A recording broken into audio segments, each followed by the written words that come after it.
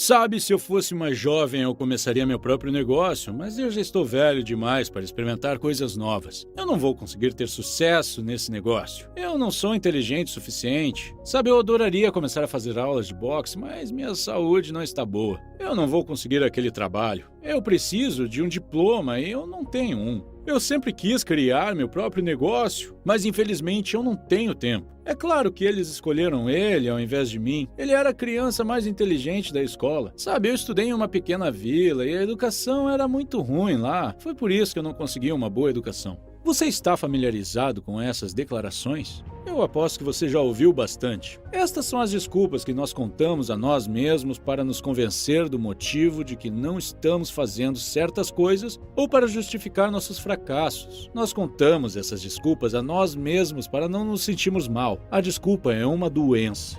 E nesse vídeo eu vou explicar como você pode curá-la. Além disso, eu vou falar sobre várias aulas sobre medo, autoconfiança, como pensar grande e como pensar criativamente. Todas essas lições vêm de um livro chamado A Mágica de Pensar Grande, de David Schwartz. Vamos começar com uma desculpa. Eu nasci em uma pequena vila, vivi lá até os 18 anos. Enquanto eu estava no colegial, nós tínhamos um vizinho de meia idade que falava constantemente sobre seus anos na faculdade e como ele era o melhor de sua faculdade. Ele falava sobre como era difícil estudar durante a época soviética e como ele passou seus anos estudando sem receber nenhum apoio financeiro de sua família. Ele também falava com um grande orgulho sobre os seus amigos, que agora estavam em altas posições em Moscou. Um dia eu perguntei a este homem como ele foi parar numa vila com um trabalho e um salário tão baixo, já que ele era tão bem sucedido na universidade. Ele ficou em silêncio por alguns segundos e depois disse que seu sonho era ir para Moscou, mas ele se casou e teve filhos, e por isso ele não pôde se tornar tão bem sucedido quanto seus amigos. Ele simplesmente disse que não era bem sucedido devido a sua esposa e filhos. Na época, para mim, parecia que este homem havia sacrificado a sua carreira por sua família. Mas após ler o livro A Mágica de Pensar Grande, eu entendi que este homem estava apenas usando sua família como uma desculpa para seu fracasso na vida. O autor diz que quanto mais bem-sucedida é uma pessoa, menos desculpas ela dá. É sempre a pessoa que não chega em nenhum lugar na vida que possui desculpas para por que ela não pode, por que ela não vai e por que ela não é. Você pode receber um pouco de simpatia dos seus amigos, mas você nunca conseguirá respeito se você reclamar demais. Pensamentos positivos ou negativos se fortalecem com repetição constante. Após você se convencer com uma desculpa, seu cérebro desliga e não procura por formas alternativas de alcançar o objetivo. Uma das desculpas comuns é achar que você não é inteligente o suficiente ou não foi educado o suficiente. Esta é muito comum. A maioria das pessoas ao nosso redor o usa em níveis diferentes. Aqui são 3 formas de superar esta doença. Primeiro, lembre-se sempre que sua atitude é muito mais importante que sua inteligência. O autor fala sobre seu amigo que não tinha um braço, mas que era um ótimo jogador de golfe. Quando o autor perguntou como ele era tão bom no golfe, apesar de não ter um braço, sua resposta foi: a atitude certa de um braço vai derrotar a atitude errada de 2 braços, todas as vezes. Deixe-me falar isso de novo. A atitude certa de um braço vai derrotar a atitude errada de 2 braços todas as vezes. Imagine que você é o chefe e há 2 contadores trabalhando em sua empresa. O primeiro contador tem muitos anos de experiência e ele faz bem o seu trabalho. O segundo contador é bem inexperiente e é novo no emprego. O primeiro contador não se preocupa com nada além de seu trabalho. Ele apenas faz o que pedem e é isso. Por outro lado, o segundo contador oferece ajuda a seus colegas quando ele termina seu trabalho mais cedo. Quando alguém novo se junta à empresa, ele o recebe calorosamente e oferece sua ajuda. Se houver algo que ele possa fazer no departamento de marketing, ele apenas faz e não diz que não é o departamento dele. Resumindo, ele tenta ajudar a empresa toda a obter sucesso, ao invés de apenas focar na contabilidade. Agora, como dono da empresa, se você precisasse promover um desses 2 contadores, quem você escolheria? Eu aposto que você escolheria o segundo contador porque ele tem a atitude certa. Sabe, ter experiência e inteligência não é nada se você não tiver a atitude certa. Eu vi o exemplo acima acontecer na vida real muitas vezes. Eu aposto que se você olhar na empresa em que trabalha agora, você verá isso também. Acredite em mim, se você quiser seguir em frente, mudar a sua atitude é mais do que o suficiente para fazer uma grande diferença.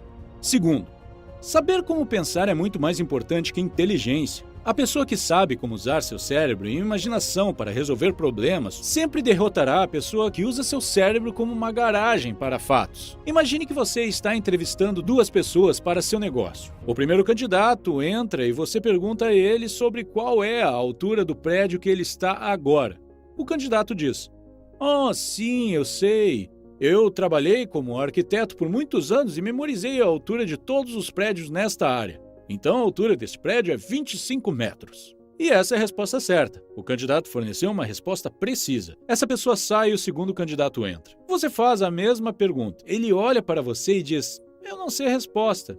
Depois ele pede licença por alguns minutos. O candidato corre para fora, mede o comprimento de sua própria sombra no chão e depois mede a sombra do prédio. Ao comparar a proporção dessas duas sombras, ele chega a um número, corre para dentro e diz que a altura do prédio é cerca de 23 metros. Minha pergunta para você é: quem você vai contratar? Eu não sei quanto a você, mas eu contrataria o segundo candidato, apesar de sua resposta não ser precisa. Apesar dele não ter dado a resposta certa, eu irei contratá-lo porque ele sabe como pensar. Ele sabe como usar o cérebro. Hoje, mais do que nunca, nós precisamos de pessoas que saibam como pensar. Na escola, nós aprendemos como resolver problemas de múltipla escolha, mas os problemas da vida real não são de múltipla escolha. As pessoas não são definidas e as soluções estão em algum lugar lá fora e requerem um pensamento fora da caixa. Nós estamos tão acostumados com problemas de múltipla escolha que, mesmo quando você pergunta ao seu amigo em qual restaurante ele quer ir almoçar, ele olha para você e diz: "Quais são minhas opções?" Ao invés de pensar em algo que ele quer, ele prefere opções para que ele possa escolher. Então, lembre-se que a habilidade de pensar é muito mais importante do que a habilidade de memorizar fatos. Você pode não obter a nota perfeita em um exame, mas eu aposto que você possui uma forma única de pensar. Por fim, terceiro, nunca subestime sua própria inteligência e nunca superestime a inteligência dos outros. Não se menospreze, concentre-se em seus recursos. Outra desculpa comum se trata da idade. Não importa onde estejamos na vida, em algum ponto nós vamos sofrer com uma desculpa de idade ou ouvir alguém reclamando disso. Esta desculpa fechou a porta para oportunidades reais para milhares de pessoas. Elas acham que são muito velhas, têm 40 anos e querem começar a criar seu próprio negócio, mas você acha que é velho demais para isso e por isso você não quer tentar? Antes de desistir completamente, permita-me fazer algumas perguntas. Se eu perguntar qual é a idade média em que começamos a ser produtivos na vida, você provavelmente diria que é aos 20 anos, certo? Você concordaria que esta é a idade em que a maioria de nós começa a trabalhar e produzir algo? Ok, deixe-me fazer outra pergunta. Qual é a idade média em que acaba a vida produtiva de uma pessoa? Você provavelmente diria que é aos 70 anos. Há muitas pessoas que são produtivas até mesmo após os 70 anos. Mas vamos concordar com 70 anos. Baseado em suas respostas, nós podemos dizer que no total você tem 50 anos para ser produtivo. 70 menos 20, 50. Agora, se você tem 40 anos, isso significa que você só gastou 20 anos e ainda tem mais 30 anos para ser produtivo. Você nem chegou na metade de sua idade produtiva e está dizendo que é velho demais para experimentar coisas novas? Você pode não confiar em mim, mas eu espero que você confie na matemática. Parte 2. Como pensar grande? A maioria das pessoas nem conseguem pensar grande. Elas não se permitem sonhar em ter milhões de reais em suas contas. Por favor, não me entendam mal. Eu não estou dizendo que pensar grande fará tudo dar certo. De forma alguma. Pensar grande é apenas o começo. Após pensar grande, você tem que trabalhar bastante. Você tem que fazer as coisas que os outros não fazem. Você tem que falhar muitas vezes e levantar novamente. Você tem que ler muito. Você tem que trabalhar de forma inteligente. Há centenas de passos que você precisa dar após pensar grande. Pensar grande é apenas o primeiro passo. E se você não conseguir nem fazer isso, sinto muito, mas não há esperança para você. Quando eu estava na faculdade, o objetivo da maioria dos meus colegas de grupo era receber seu diploma e trabalhar para uma boa empresa ou banco. Por outro lado, havia apenas alguns que não queriam trabalhar para uma boa empresa. Eles queriam criar uma boa empresa. Muitos anos depois, olhando para trás, eu vejo que ambos os grupos estão no caminho para seus objetivos. Se o seu objetivo for receber um diploma e trabalhar para uma boa empresa, então você está definindo uma linha de chegada próxima demais. É como se você estivesse dizendo: eu quero ir à academia todos os dias para fazer 20 flexões. Com relação ao sucesso, as pessoas não são medidas em quilos, diplomas de faculdade ou histórico familiar. Elas são medidas pelo tamanho de seus pensamentos. A maior fraqueza humana é a autodepreciação e colocar um preço muito baixo em si mesmos. Se seu amigo Tom tiver um objetivo de ganhar milhões de reais e você achar que isso é impossível, por que ele o aceitaria como parceiro para a sua nova ideia de negócio? Se você acha que não merece aquela garota bonita, então por que ela acharia que você a merece? Se você tem 20 anos e está se candidatando para trabalhar em uma empresa e meu objetivo for contratá-lo e fazê-lo crescer para que você possa liderar uma das filiais da empresa no futuro, mas durante a entrevista as únicas perguntas que você faz são sobre home office, vale-refeição, férias e plano de aposentadoria, então por que eu deveria contratá-lo?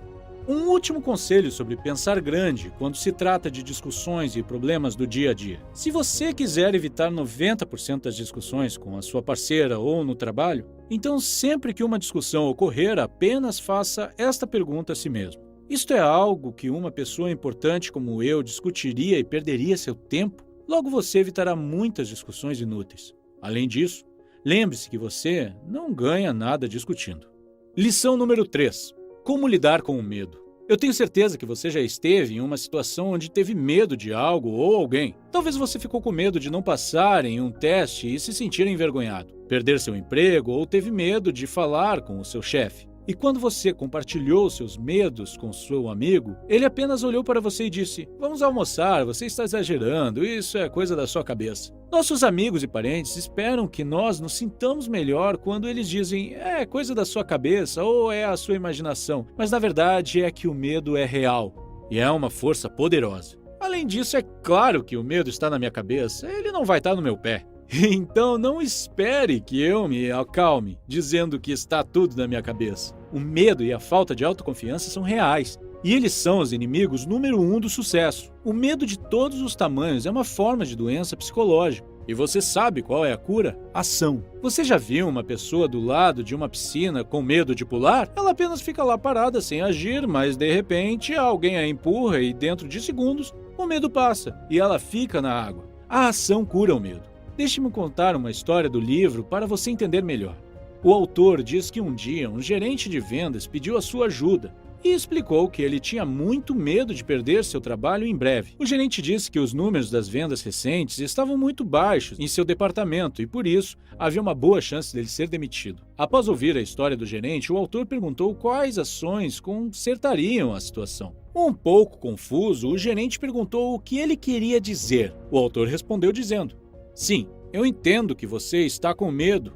Eu entendo que você está ansioso. Mas quais ações você está realizando para evitar perder seu emprego ou reduzir o impacto negativo? O gerente não tinha nenhum plano de ação. Então o autor recomendou que ele fizesse 2 ações imediatamente. Primeiro, escrever formas possíveis de aumentar as vendas e implementá-las imediatamente. Segundo, apenas por precaução, procurar por outros empregos em outras empresas. Após várias semanas, o gerente ligou e disse que após a reunião, ele fez várias ações e os números das vendas melhoraram muito. Além disso, ele teve 2 ofertas de empresas diferentes, mas ele as recusou, porque as coisas estavam indo bem em sua empresa atual. Como você pode ver, quando estamos com medo, nós esquecemos que há ações que podemos realizar. Nós ficamos paralisados e apenas esperamos que o pior aconteça. Ou esperamos o melhor.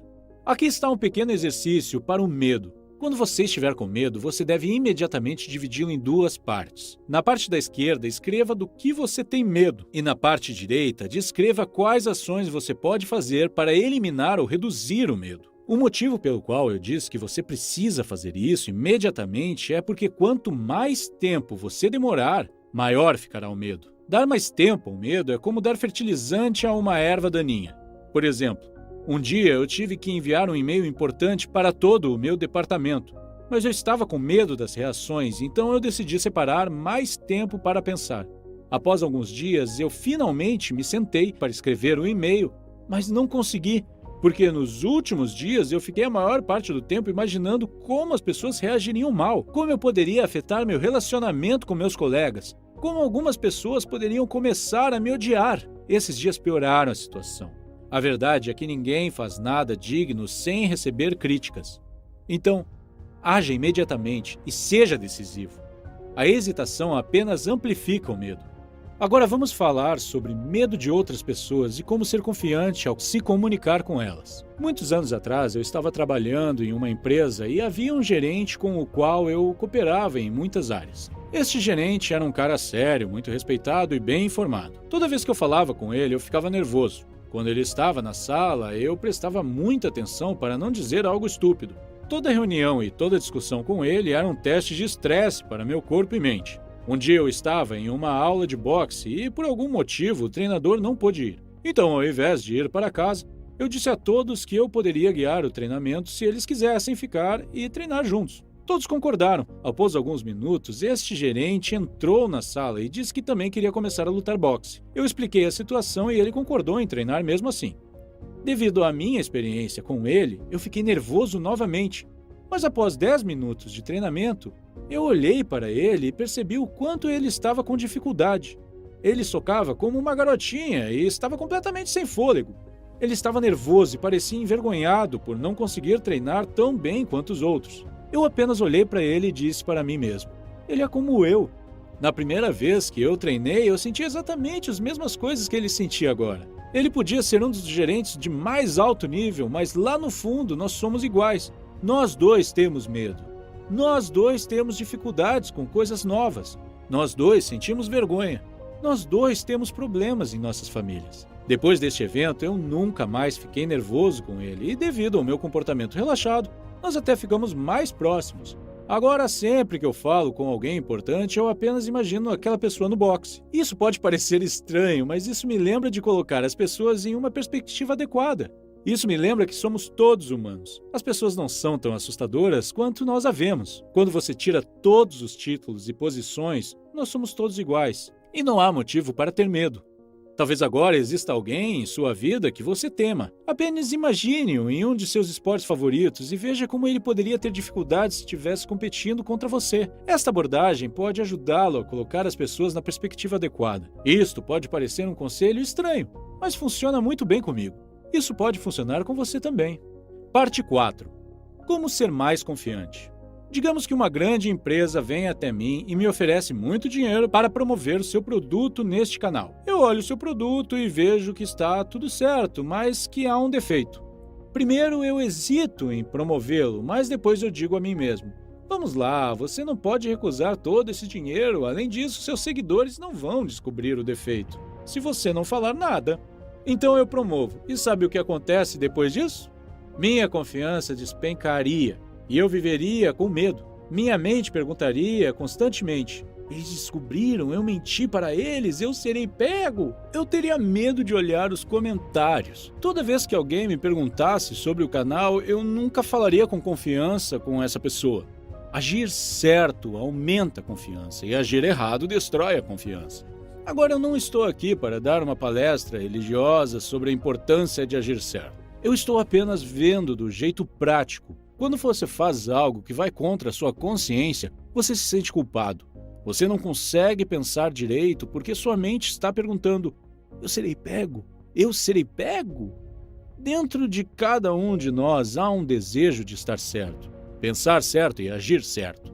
Quando nós vamos contra este desejo, nós colocamos um câncer em nossa consciência. E esse câncer devora nossa confiança. Algum dia você pode querer fazer tanto uma venda que você pensará em enganar deliberadamente o cliente para ele comprar. E você pode obter sucesso, mas eis o que irá acontecer. Você sempre irá se perguntar: o cliente descobriu que eu menti para ele? Na próxima vez, sua apresentação será ineficaz, porque você não conseguirá se concentrar. Há uma boa chance de você nunca fazer uma segunda venda para esse cliente. Muitos criminosos são capturados não porque as pistas apontam para eles, mas porque eles agem de modo culpado. Então, aqui está uma lição importante sobre confiança que vale a pena ler 35 vezes. Para pensar de modo confiante, haja de modo confiante, haja da forma que você quer se sentir. O segundo fator para a baixa confiança está relacionado com uma memória mal gerenciada. Seu cérebro é como um banco. Todos os dias você faz depósitos em seu banco mental.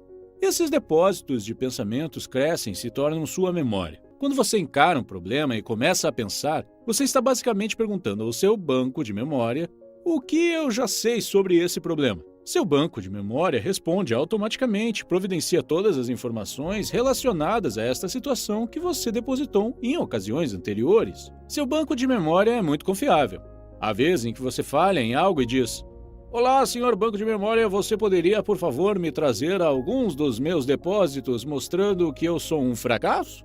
E seu banco irá dizer: sim, senhor, você se lembra quando o seu professor da sexta série disse que você seria um fracasso na vida? Você se lembra quando você perdeu o emprego? Você se lembra quando sua namorada o deixou porque ela achou que você era um fracasso? Você se lembra quando você falhou no exame e não conseguiu seu diploma?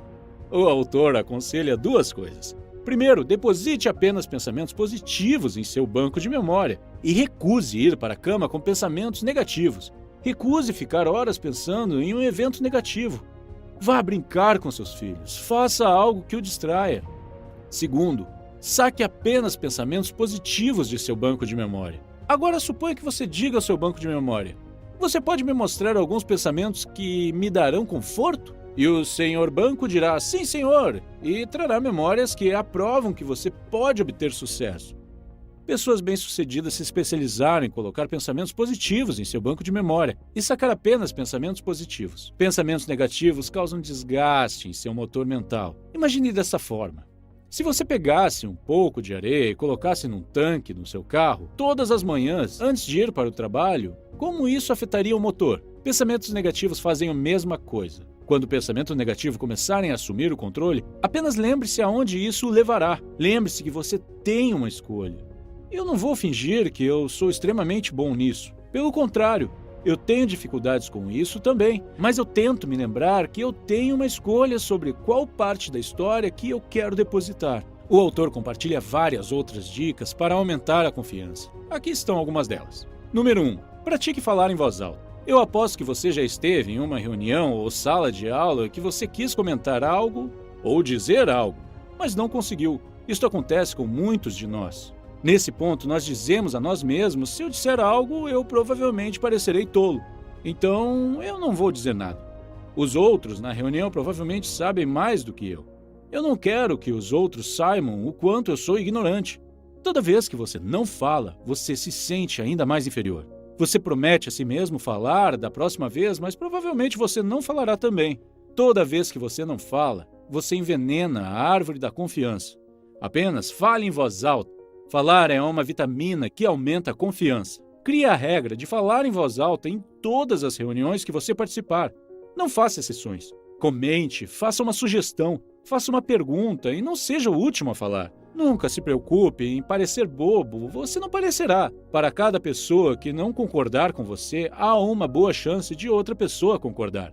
Número 2. Pratique fazer contato visual. Como uma pessoa utiliza seus olhos diz muito sobre ela. Instintivamente, você faz perguntas sobre a pessoa que não o olha nos olhos. O que ele está tentando esconder? Do que ele tem medo? Ele está tentando colocar algo em mim? Geralmente, falhar em fazer contato visual diz uma ou duas coisas. Eu me sinto fraco ao seu lado, eu me sinto inferior a você, eu estou com medo. Ou evitar os olhos de outra pessoa pode dizer: eu me sinto culpado, eu fiz algo que não quero que você saiba, e eu tenho medo de que nossos olhos se encontrem. Você irá ver isso em mim. Então domine esse medo se forçando a olhar nos olhos das outras pessoas. Número 3. Sente-se na frente. Já notou que nas reuniões do trabalho ou em salas de aula, como os assentos de trás são preenchidos primeiro? A maioria das pessoas se senta nas fileiras de trás para não ficar muito visível. E o motivo delas terem medo de ficar visíveis é que elas não têm confiança. Se sentar na frente cria confiança. Pratique isso. A partir de agora, crie uma regra de sentar o mais próximo possível da primeira fileira. Parte 5. Como pensar criativamente. O pensamento criativo não é reservado apenas a artistas, músicos e cientistas.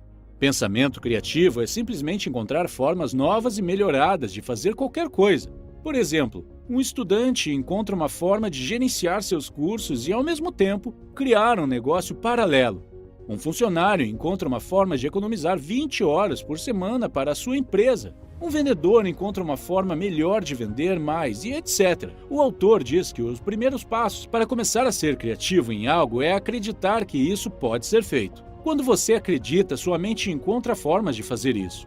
Quando você acredita que algo é impossível, sua mente trabalha para você provar que isso não pode ser feito. Mas quando você realmente acredita que algo pode ser feito, sua mente trabalha e ajuda a encontrar formas de fazer isso. Soluções começam a aparecer em momentos e locais inesperados. A crença libera os poderes criativos. A descrença aperta o freio. Quando você não acredita, você basicamente congela seu cérebro e nada cresce em um lugar congelado. A pessoa bem-sucedida não pergunta, eu posso fazer isso? Ela sabe que pode. Então, ele formula a questão, como eu posso fazer isso? Quando você se pergunta como, seu poder criativo é ligado. Aqui está um pequeno exercício. Pegue um caderno e todos os dias, antes de começar o trabalho, dedique 10 minutos a pensar como eu posso fazer mais vendas. Como eu posso criar um novo negócio? Como eu posso estudar mais efetivamente? O que você quiser fazer. Logo, você começará a encontrar soluções e ideias que você nunca teve antes. Quando ideias vierem, anote-as e todas as segundas ou sexta-feiras, revise todas elas. A maioria das ideias não valerá nada, mas algumas valerão. E algumas ideias se conectarão a outras ideias e se tornarão ótimas ideias. Outra forma de se tornar mais criativo é ouvindo mais ao invés de falar mais. Empresas bem-sucedidas gastam milhões de dólares pesquisando e ouvindo os clientes que compraram seus produtos. Da mesma forma, pessoas bem-sucedidas ouvem mais. Nós não aprendemos nada falando, mas não há limites para o que podemos aprender perguntando e ouvindo. Uma mente que se alimenta apenas de si mesma logo fica desnutrida e se torna fraca e incapaz de realizar um processo criativo. O estímulo de outros é uma excelente comida para a sua mente. Se misturar regularmente com pessoas fora da sua área ocupacional, o estimula a pensar em seu trabalho. Muito obrigado por passar seu precioso tempo em meu canal assistindo meus vídeos.